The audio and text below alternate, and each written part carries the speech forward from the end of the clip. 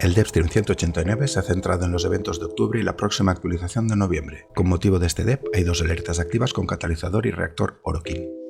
Para el 1 de octubre regresa el evento anual Quest to Conquer Cancer, este año con la skin Conquera de Zephyr y con los obsequios desbloqueables acorde a las donaciones que vienen siendo habituales: formas Umbra, núcleos legendarios, tan forjados, slots de Warframe y algún fin de semana de potenciador. También para el 1 de octubre regresan las noches de Naverus, con su tienda y el set de armadura en pantalla por un crédito. Confirman que la siguiente onda nocturna empezará también en octubre, inspirada en la temática del Día de los Muertos. Además, como se ha visto, el bar de octubre tendrá nuevos ítems, la sindana pechera y hombreras y skin de Grimorio de la serie Hekatos. Anuncian con un poco de gameplay que Switch 2 ya está lista para Warframe.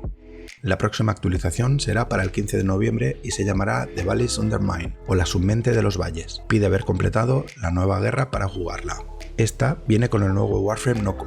Nos explican que es el hermano pequeño de Yareli. Su temática es micológica o de hongos. Viene con un casco alternativo, la efímera Caráncele compuesta de minisetas saltarinas y un arma signature, un arcañón llamado Arbuzeb. Con este vendrá la actualización de los arcañones que luego explicaré. Las habilidades de Noko. La pasiva, descomposición vital. Al recibir daño letal, Noko regresa a su forma de hongo y para revivir tendrá que llegar dentro del tiempo a la ubicación de un hongo previamente colocado. La primera habilidad, Sting Brain, lanza una seta que infringe daño y estado viral.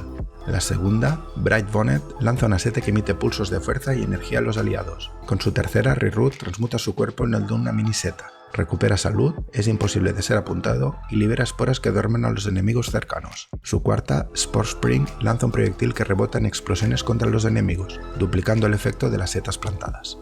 Con la actualización también se amplía Fortuna mediante un sistema de mazmorras, que cuentan con un conjunto de profundas minas subterráneas que conectan con las instalaciones y laboratorios Corpus, extendidas por debajo de los valles del orbe. Para ello implementan un nuevo NPC, Nightcap. Este tiene un sistema de reputación basado en la recolección de hongos en las minas de los valles, recurso clave para avanzar en la narrativa, pues se deben entregar a The Prince o el Príncipe un hongo bajo el cuidado de Nightcap y así poder desbloquear las visiones oníricas o aventuras que profundizan en la historia de Noko y el propio Nightcap. En su tienda tendrá el nuevo Warframe Noko y su arma, decoraciones de flora de fortuna y más. Otro hongo como The Prince ofrecerá los contratos a los que se accede por el icónico ascensor de fortuna. En estos también estarán las piezas del nuevo Warframe y su arma. Habrá una actualización de los arcañones, que podrán equipar 2 arcanos, uno primario y otro secundario. El adaptador estará disponible a través del nuevo sindicato y vendor Nightcap.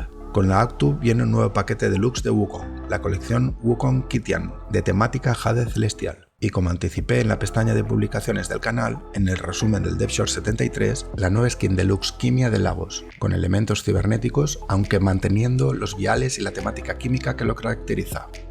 Rebalanceo en la atenuación del daño. El objetivo es mejorar la experiencia de juego en el combate contra jefes. El sistema de atenuación de daño fue implementado principalmente para los jefes y consiste en que, si se recibe una gran cantidad de daño en poco tiempo, sus defensas aumenten para no ser one-shoteados, pues la capacidad de producir daño que tienen los jugadores avanzados es muy alta con respecto a los nuevos. Para ello, habrá 5 intervenciones. Transición de umbrales fijos, que activan la atenuación de forma instantánea, a umbrales porcentuales, para que escalen correctamente a lo largo de todo el juego, desde la dificultad normal hasta Arquimedia profunda, eliminando los combates de 30 minutos. Se va a estandarizar a todos los jefes y eliminar las diferentes reglas para cada uno. Se reduce la intensidad de la atenuación para que sea mucho más difícil que se active. Así los jugadores tendrán incentivo en mejorar su equipamiento para hacer más daño. Ajustan la salud efectiva de los bosses para compensar la menor atenuación, acorde a cada nivel de contenido: normal, camino de acero, Arquimedia profunda, aunque como se ha dicho, el equipamiento superior permitirá matar al jefe más rápido. Implementan la atenuación dedicada a cada jugador de la party. Por ejemplo, un jugador veterano puede activar la atenuación para sí mismo, sin penalizar al instante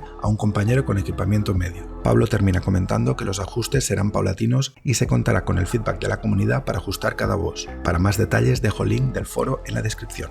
También llega el esperado reward de Oberon. Solo por llegar del 15 de octubre al 21 se recibirá un Oberon vía mensaje y una forma. Las habilidades del reward de Oberon quedan del siguiente modo. La pasiva ahora da 3 stacks de prevención de daño fatal mediante la recolección de los orbes de salud floreciente, los cuales sirven también para que Oberon regenere inmediatamente energía.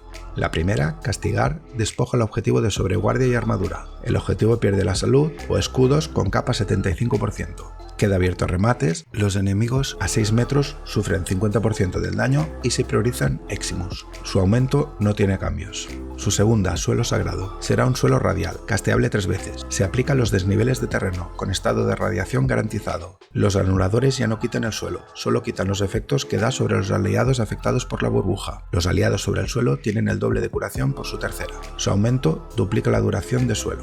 Su tercera, renovación, que ahora se aplicará en rango de afinidad, con un coste fijo de 3.5 de energía segundo. La armadura se aplica a los aliados sin necesidad de que estén en el suelo. Su aumento reduce el cooldown para recastear la inmortalidad a 60 segundos. Su cuarta, ajuste de cuentas, aumenta la velocidad de casteo y daño adicional a enemigos afectados por radiación, con 50% de que suelten orbes de salud. Los supervivientes pierden permanentemente el 50% de su armadura. Oberon puede ganar hasta 1000 de armadura adicional por 30 segundos, ampliables por mods. Su aumento cambia y la bonificación de armadura persiste por 3 segundos después de que los aliados abandonen el área. Para más detalles, link del foro en la descripción del vídeo del taller de desarrollo de Oberon.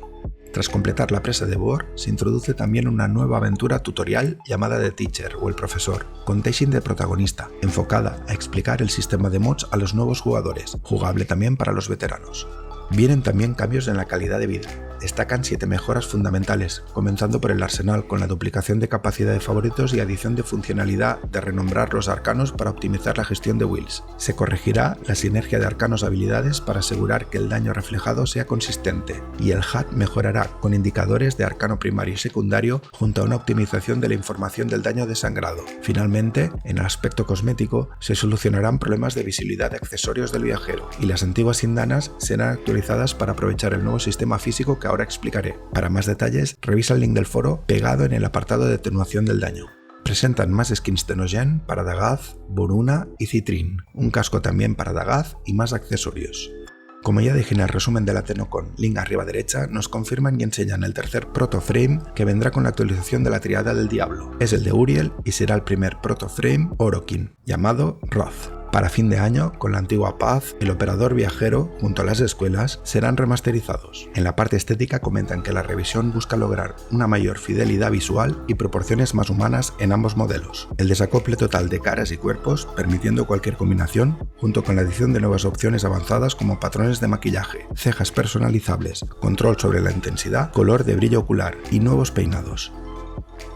Por aquí irá y hasta la próxima.